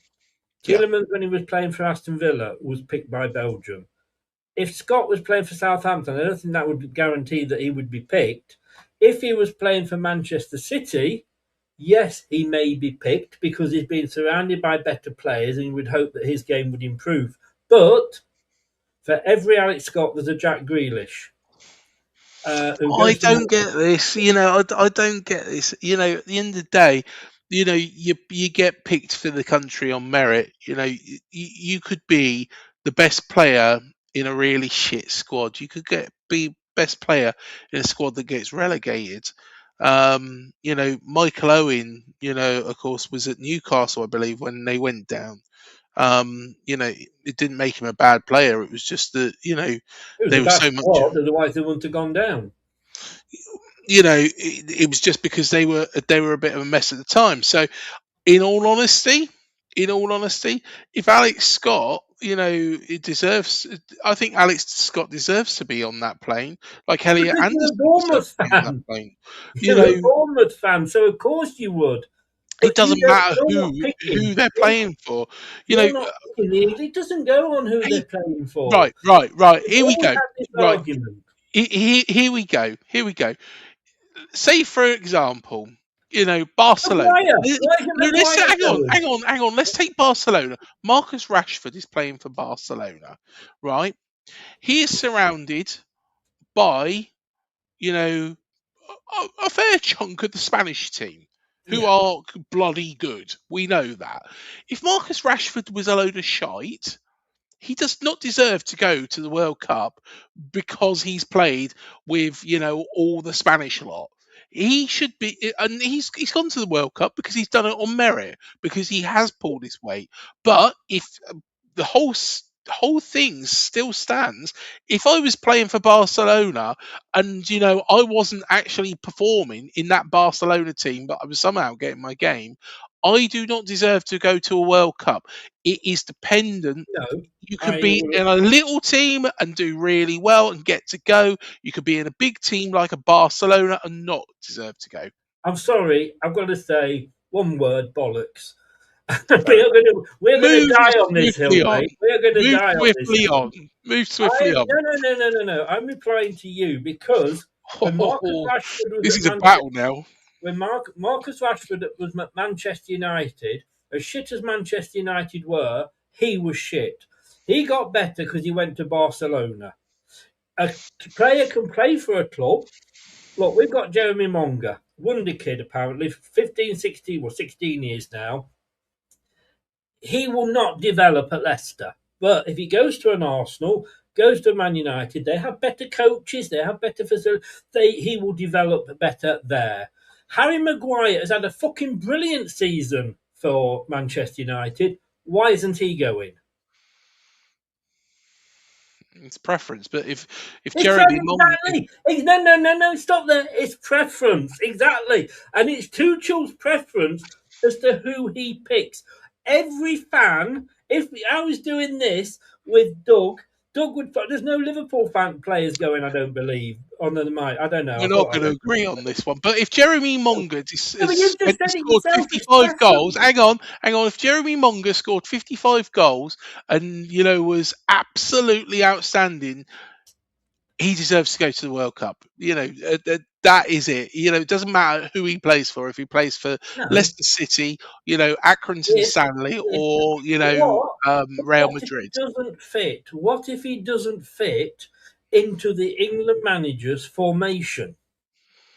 Well, that's a different scenario. No, it's not. It's not. It's the same argument. You've just shot yourself down twice there. First of all, you said it's preference, 100%. And I'm not saying Alex Scott is not a good player, but it is Tuchel's preference not to take him. And Bournemouth fans will go, boo-hoo-hoo, why aren't they taking a Bournemouth player?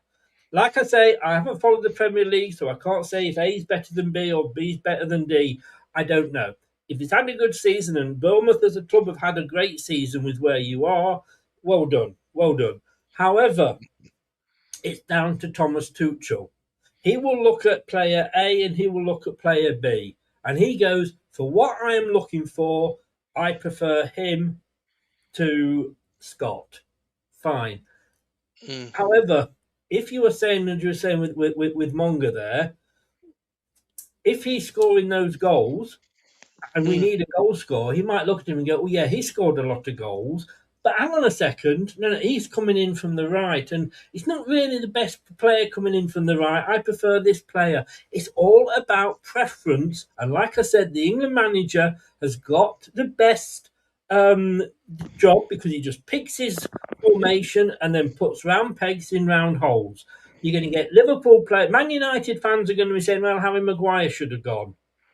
Bournemouth fans are saying Alex Scott should have gone. No. It's down to Thomas Tuchel. Yeah, exactly. We'll move on. We agree to disagree on this one. We do. But we all know that every fan of every club will be going, this player should have been in there. No, because if he wanted to be in there, he would have been in there because Thomas Tuchel would have picked him. And Thomas Tuchel hasn't picked him because it's down to preference. Is it not? Is it not down to the manager? Who picks the? The manager picks it, but like I say, he's and therefore it's his team. I'm not going to. Yeah. Okay. Who picks? Anyway, agree to disagree. Who picks the Bournemouth team? Well, Andoni Iraola did it last year. Well, he did when he was there, obviously. Exactly. And if you go up and say, I'm a Bournemouth fan, Mr. Areola, I think you should be picking Prayer Z. And he goes, yeah, but he's shit in training and what have you. That's his decision, not yours, not the fans' decision. We all have our favourites. I don't know why Cifuentes, King and Rowett were picking some of the dross that they were picking week in, week out for Leicester. Wow. But they were. I wanted other players, but it's not our decision. So, yes. Moving swiftly on. I am right and you are wrong, and that's the end of it. This is the best thing for the World Cup. We will agree to disagree. Yes. If anybody's watching, we love ourselves and hate each other. We're actually going down the pub on Sunday night, so God knows we'll have a few drinks with us. What will happen there? France and Spain, joint favourites. Yes. Not surprised by that at all. I would have said Spain probably more than France, are probably more favoured. But France have got, some great players. Michael Olise, of course, we know Mbappe, don't we? The quality they've got is, very, very good. I think Spain just edge it for me. They're going to be the team to beat. But 6-1, we're right up there. We've got a chance. We've got a chance. I'm hoping. And you can see, guys, the date and time it was done. So if it's not up to date, that's fine. And we have to say this, by the way, guys. If you are short of money or need money, gambling is not the answer. No. Do not use gambling as a way to try and raise money. And literally, when the fun stops, stop. Gambleaware.com or gambleaware.org for more information. England, we shouldn't be third. I don't think we should be third at all.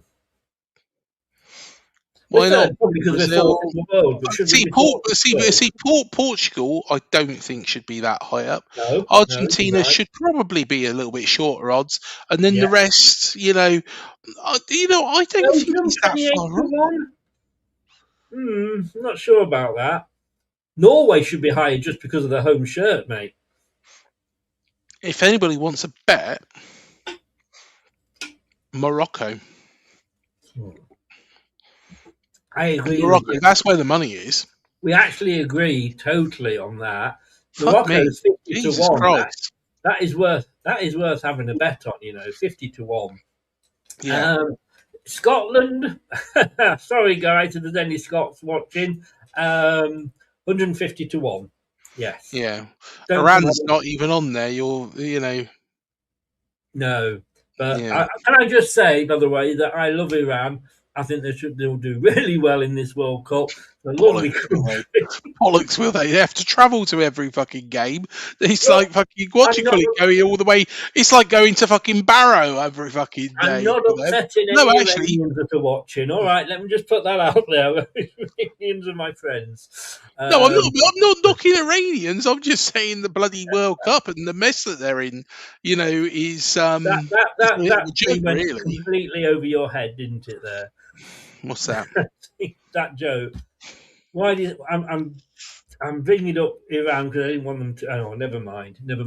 But Scotland are there with Paraguay and Canada. Again, that's probably could be because of the group that are in. I would have an outside bet on Morocco, to be honest with you. And Japan's not bad at 50 to 1 either. think Japan would be Mexico 66-1. Mexico, Croatia 80-1. Croatia, of course, Croatia have done very well at World Cups in the past. I think they'd have to spring a surprise to do something at this one, but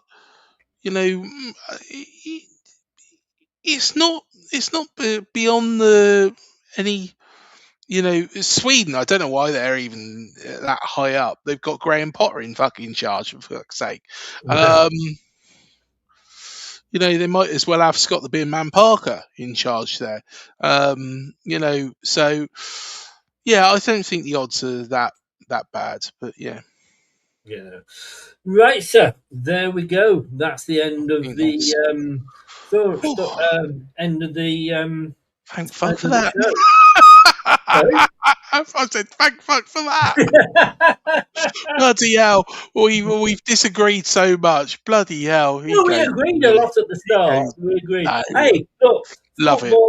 Football is all about disagreements and banter. And at the end of the day, like I say, we're going down the pub on Sunday and we'll still be friends. And we're back tomorrow. Mate, exactly. We are back tomorrow. It's only going to be a short one. It's going to be a short one. It will be a short one. No, I'm going to time you. I'm going to time you, restrict you. I mean, I don't see the point in doing one tomorrow because nothing will have happened between now and then. Well, we're going to just discuss that one game and then, so it's going to be short. It's going to be short. We'll be short. A bit like you. We'll be short. I am 6 foot. Oh, are you? Oh, Kelly, your partner must have meant something else there when she said. Here we go. But okay, mate. Thanks. Look, whether you were watching Up the Cherries in all departments or whether you were watching LTID TV, whichever, do subscribe. Shows are going to be all over the place because, the World Cup and everything. So click that notification bell. Give your support. Like it. Whichever channel you're watching, like the video, share it, and like we say, subscribe to both channels as well. If you're a Bournemouth fan, subscribe to Leicester. Leicester fans, subscribe to Up the Cherries in all departments. And we will see you tomorrow at 6:00. Yes, we will do. See you tomorrow at 6. Thanks to everybody that has been in the chat.